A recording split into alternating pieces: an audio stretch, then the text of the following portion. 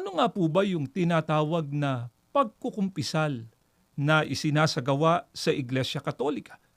Meron po kami dito ang daladalang isang aklat na pinamagatang ang Aral Katoliko sa pahina 210. Ito po ay sinulat ng isang pare. Ang konfesyon ay kawangis ng isang tribunal.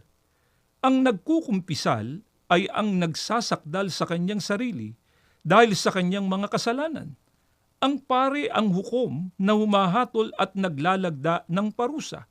Ang sakramento ng pagkukumpisal ay lubhang kailangan sa lahat ng mga taong Katolikong gumawa ng kasalanang dakila at walang ibang paraan ng pagpapatawad ng mga kasalanang malaki sa isang binyagan kundi sa pamamagitan ng sakramento ng pagkukumpisal.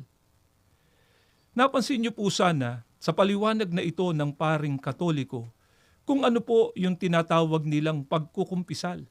Ito anya ay isang konpesyon na kawangis ng isang tribunal. Yun anyang nagkukumpisal ay ang nasasakdal sa kanyang sarili dahil anya sa kanyang mga kasalanan. Ang pari naman daw ay nagsisilbing hukom na humahatol at naglalagda ng parusa.